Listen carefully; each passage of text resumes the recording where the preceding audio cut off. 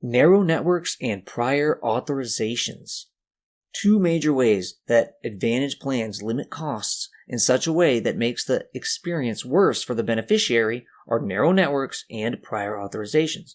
Narrow networks are a limited number of providers who take the insurance, and prior authorizations are the providers needing to get approval from the insurance company before they can implement care.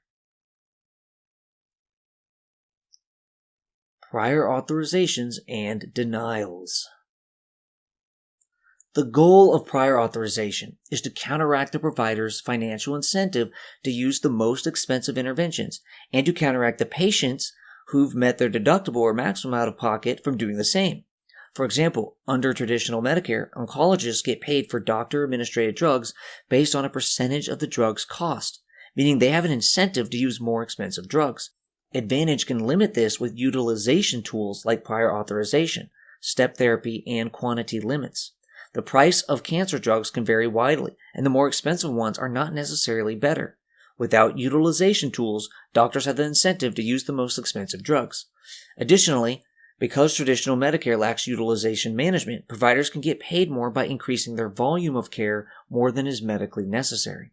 Denials may help reduce wasteful spending, but they also deny or delay diagnoses and treatments, and the process of appealing denials increases provider workload. According to a Commonwealth Fund report, 22% of Medicare Advantage patients reported delays due to insurance approvals, compared to 13% in traditional Medicare. A 2022 Office of Inspector General report found that of Medicare Advantage denials, 18% met Medicare coverage and billing rules.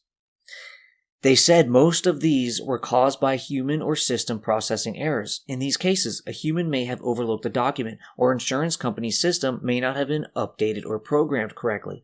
Some of these denials were reversed on appeal or dispute. Others were reversed when the company noticed its own error. Multiple OIG reports have found that Medicare Advantage stops people from receiving needed care by ways of denial. In 2022, a third of Advantage beneficiaries had at least one denial. 15% of denials were caused by Advantage policies that were more restrictive than traditional Medicare. So, traditional Medicare would not have denied this care if it required an authorization. The Office of the Inspector General found that 13% of Advantage coverage denials met traditional Medicare rules. Some of those may be good denials in the cases where traditional Medicare is paying for procedures that have equally effective and lower cost options. In 2022, 7.4% of Advantage prior authorization requests were denied. Of those appealed, 83.2% were fully or partially overturned. Less than 10% of those denied filed an appeal. This indicates that a lot of denials just delay care. An April 2022 Office of Inspector General report found many examples of Advantage plans denying or delaying approval of services that should have been covered under Medicare. Some Advantage plans use artificial intelligence to block medical care. There have been incidents of insurers using AI to predict when someone should no longer need certain types of care when the AI was wrong and people were harmed as a result. A stat investigation found that AI is helping drive denials higher in Advantage plans. Surveys of doctors find that they think excessive authorizations cause serious harm by delaying, denying, and disrupting medical care. In 2022, 94% of physicians said in an American Medical Association survey that they experienced prior authorizations that caused delays to necessary care. 56% said this happened always or often. 80% said prior authorizations resulted in not doing recommended treatment at all. And 33% said prior authorizations caused a serious adverse event. This includes delayed cancer scans that need to be done as soon as possible so doctors can start treating the tumor. According to Stat News, quote, Brian Moore, a physician and advocate for patients denied access to care at North Carolina-based Atrium Health, recalled visiting a stroke patient who was blocked from moving to a rehabilitation hospital for 10 days. He was sitting there trying to feed himself. He was like, I just never thought when I signed up for Medicare Advantage that I wouldn't be able to get the care I need, he said. He was drooling and crying. End quote. Another story from Stat News about a woman. Quote, after surgery, she began her stay in a Wisconsin nursing home on August 3rd. Like many older patients, Milliam arrived with a complicated medical history, including coronary heart disease, diabetes, high blood pressure, and chronic pain, according to court records. Her doctor had ordered that she stay off her leg for at least 6 weeks. Nevertheless, an algorithm used by her insurer, United Healthcare, predicted she would only need to stay for 15 days, until about August 18th, according to records obtained by STAT. Just a couple of days after that date, Milliam received notice that payment for her care had been terminated. It was 4 p.m. on a Friday. I must have made, I'm not kidding, 100 phone calls just to figure out where she could go and why this was happening, said Milliam's daughter, Holly Hennessy, who also received the notice. She said she couldn't fathom United Healthcare's conclusion that her mother, unable to move or even go to the bathroom on her own, no longer met Medicare coverage requirements. You try to call and reason with somebody and get explanations, and you're talking to somebody in the Philippines, Hennessy said. It's simply a process thing to them. It has nothing to do with care. United Healthcare declined to discuss its handling of Milliam's care, asserting that doing so would violate federal privacy rules. When she received the denial, Milliam could not put weight on her left leg and was being moved with a Hoyer lift, a large freestanding harness used to transport patients who can't use their legs. She also required 24-hour care to help with dressing, eating, and other basic tasks, according to court records. In a note filed after payment was denied, a speech therapist wrote, "Patient is not yet safe to live independently. She will need assistance and medication administration and supervision with ADLS, activities of daily living, due to memory deficits making her unsafe." Hennessy said she had no choice but to keep her mother in the nursing home, Evansville Manor, and hoped the payment denial would get overturned. By then, the bills were quickly piling up. Medicare rules call for a 5-stage appeal process. The first appeal goes directly to the insurer. If denied, the patient can ask an outside entity known as Quality Improvement Organization to reconsider. Hennessy and her mother were denied at both levels, forcing them to consider an appeal to a federal judge, a process that takes months and requires filling out reams of paperwork. Somewhere in her blitz of phone calls, Hennessy heard about the Greater Wisconsin Agency on Aging Resources, which agreed to take up her case. In late October, Milliam returned home from the nursing home after a nearly 3-month recovery. The bill was almost $40,000. A few days later, her appeal came from a judge. Hennessy, who was driving to Florida at the time, recalls pulling over for the hearing, which was held via Zoom. The judge only asked a handful of questions of the family and representatives from the nursing home. If there was any participation from United Healthcare, its opinions were not mentioned in the official record. Court documents only reference a finding from the Quality Improvement Organization, Levanta, which had asserted that Hennessy's mother had no medical issues to support the need for daily skilled nursing care, when the payment denial was issued in early August. The final ruling, issued on November 25th, found instead that it was the insurer that hadn't given any good reason to deny care for a patient who was still a safety risk. The judge said her treatment should be paid in full. End quote. In another story, quote, "An algorithm, not a doctor, predicted a rapid recovery for Frances Walter, an 85-year-old Wisconsin woman with a shattered left shoulder and an allergy to pain medicine. In 16.6 days, it estimated she would be ready to leave her nursing home. On the 17th day, her Medicare Advantage insurer, Security Health Plan, followed the algorithm and cut off payment for her care, concluding that she was ready to return to the apartment where she lived alone. Meanwhile, medical notes in June 2019 showed Walter's pain was maxing out the scales and that she could not dress herself, go to the bathroom, or even push a walker without help. It would take more than a year for a federal judge to conclude the insurer's decision was, at best, speculative, and that Walter was owed thousands of dollars for more than 3 weeks of treatment. While she fought the denial, she had to spend down her life savings and enroll in Medicaid just to progress to the point of putting on her shoes, her arms still in a sling." End quote. Another story, this one from MedPage Today, quote, "When a gastric issue led the 65-year-old, his name has been changed to protect his privacy, to the hospital this summer, a CT and biopsy revealed pancreatic cancer. His oncologist came to his bedside to discuss next steps. We'll need to do a PET scan to see if the tumor is localized, and that will determine whether we should do chemo or surgery," he was told. With pancreatic cancer, the oncologist said, the faster we move, the better. But the oncologist frowned. Unfortunately, the scan couldn't be scheduled for 3 or 4 weeks. "You're the Cleveland Clinic," Barry responded. "We're not the problem," the oncologist replied.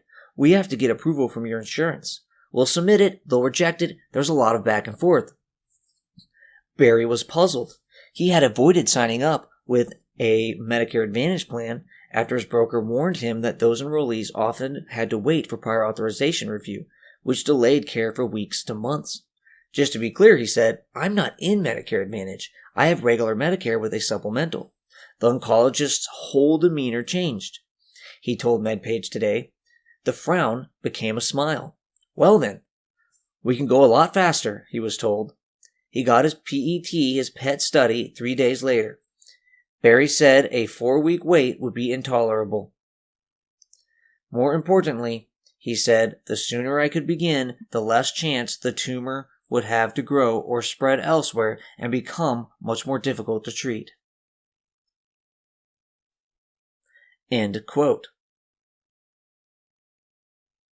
As Gene Gaylord, the program director for acute inpatient rehab at Baxter Regional, describes, quote, if you have original Medicare A and B, your medical care is managed by you and your primary care physician, or if you're in the hospital, your hospitalist. You all act as a team to make decisions together for your health care. If you have an Advantage plan, your health care is managed by the insurance company, not by you and not by your physician. Care has to be pre-authorized, meaning submitting the patient's clinical documentation to the insurance company, and they decide whether or not the patient meets inpatient rehab criteria. To make matters worse, turnaround time for approval typically takes 3 to 7 working days, but can go as long as 2 to 3 weeks depending on what medical records or physician consults the insurance company may require. End quote. Coding specialists, practice managers, medical office specialists, administrators, nurses, and physicians had to spend hours or days a week dealing with prior authorizations. Workers in provider organizations say that dealing with prior authorizations is contributing to burnout. The arguments that claim prior authorization saves money don't seem to include prior authorization's effects on using provider-employee time, provider-employee burnout, and delays in care. There's a hope that AI will reduce the amount of work hours spent on prior authorization. We shall see if that comes to fruition. Many attempts by physicians to give care are denied by Advantage plans. Even if approved after appeals, this creates delays. This all uses a lot of staff time. A physician commented that he expects all requests for care through Medicare Advantage plans to be denied at least once. Sometimes after Advantage plans finally approve a service, scheduling it is difficult. Some physicians say that some or many prior authorization requirements are not medically justified. Surveys of doctors have found that nearly all of them say prior authorization requires them to complete burdensome documentation. Surveys also show that most providers find the following burdensome: appeal processes, the lack of transparency in appeal processes, and the expense for personnel. Almost all report delayed responses from insurance companies. Prior authorization can also cause patients to receive second choice or suboptimal care. Sometimes this leads patients to abandon treatment, which has negative effects that include death. Surveys show that almost all providers said they've had patients harmed by prior authorization, including treatment delays, diagnostic imaging delays, patients forced to use second choice therapy, increased out-of-pocket costs, and denials. In one survey, 36% of providers said a patient under their care died because of prior authorization requirements. In a survey, a majority of providers said prior authorization led to ineffective initial treatments. Providers have voiced concerns about the mental health hit patients face when trying to get care for a disease and their insurance won't let them, and this creates distrust in the healthcare system. A 2023 study found that prior authorizations on an established drug regimen was associated with a raised chance of discontinued and delayed care. It concluded that waiving prior authorization for patients already on a drug may improve adherence. Studies have shown that while on some procedures insurers are consistent in prior authorizations, others vary, so providers have trouble knowing which procedures are likely to need prior authorization and which are not.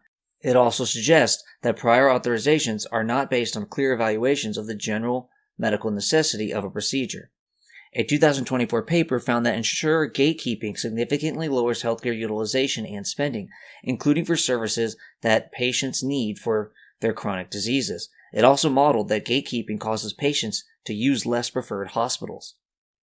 As a result of prior authorizations, low reimbursement rates, slow payments, and reimbursable refusal, some hospitals are not accepting Medicare Advantage, especially in rural areas.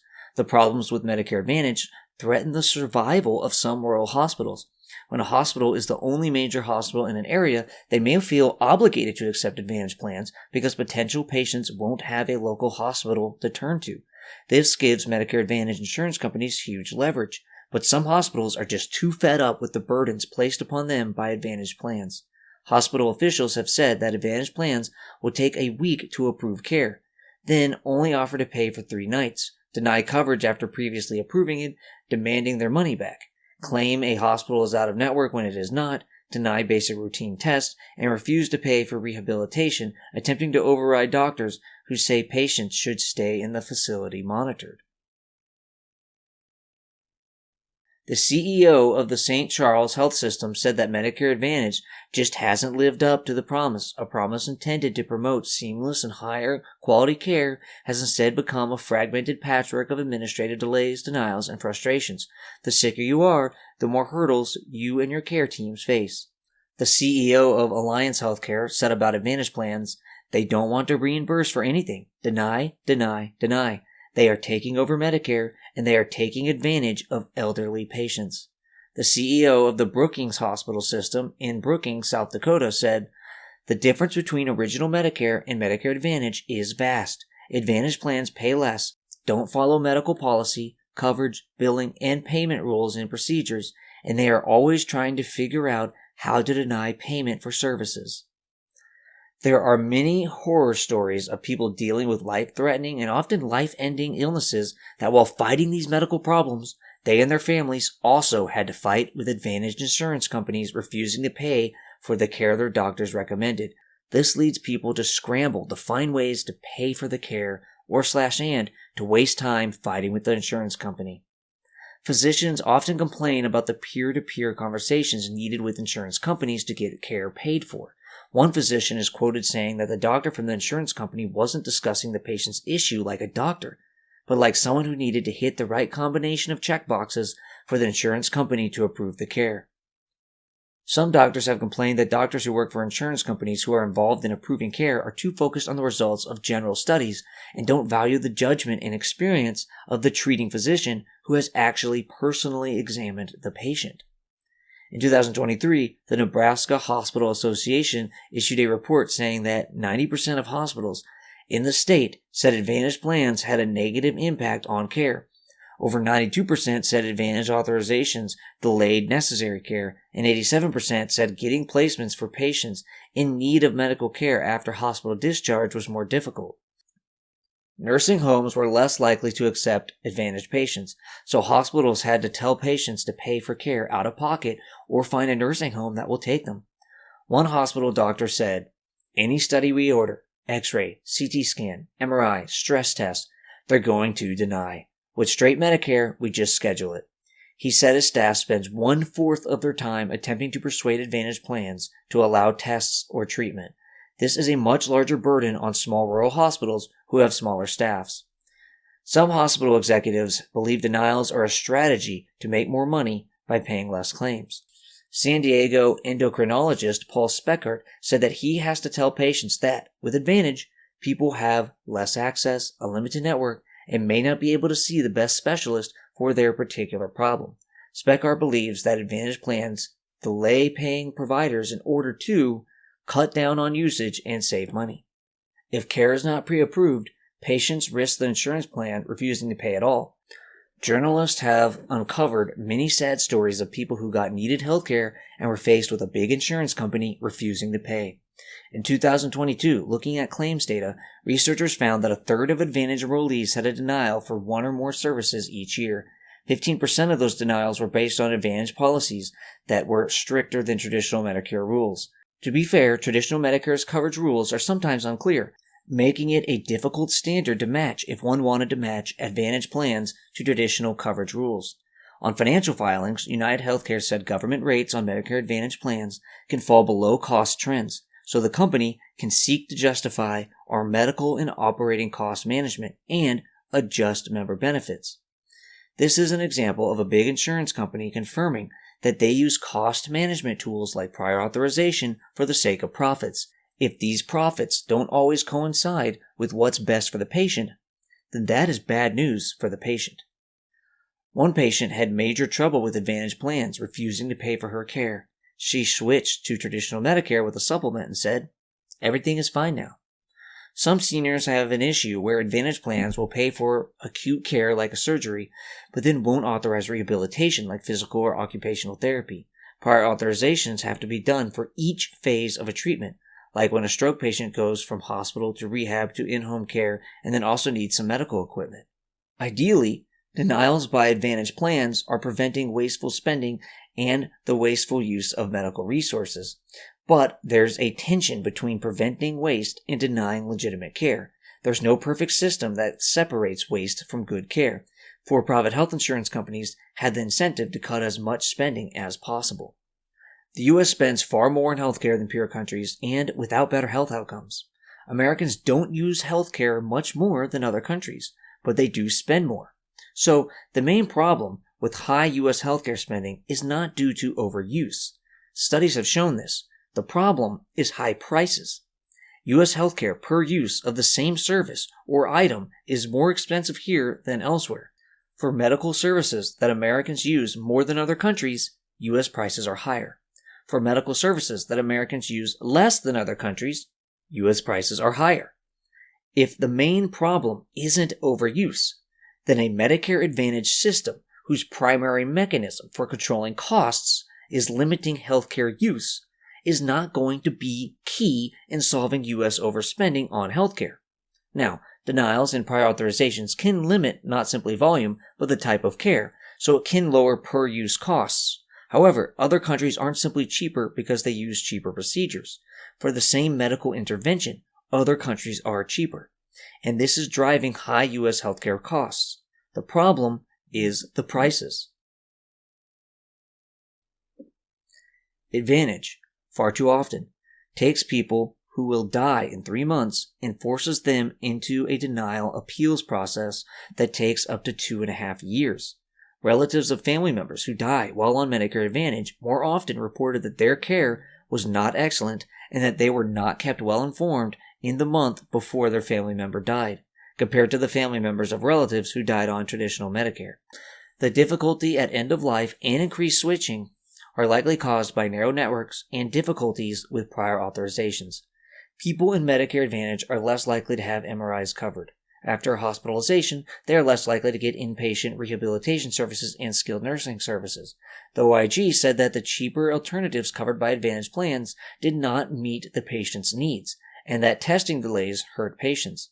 An April 2023 rule said that Advantage plans must comply with the coverage and benefit decisions made by Medicare and cannot reverse decisions during a course of treatment. Congress and CMS have been cracking down on prior authorizations overuse. As a result, many insurance companies have made less procedures and medications require prior authorization. It's good that the government is trying to combat the overuse of prior authorizations, but these efforts don't suddenly end the problems with prior authorizations.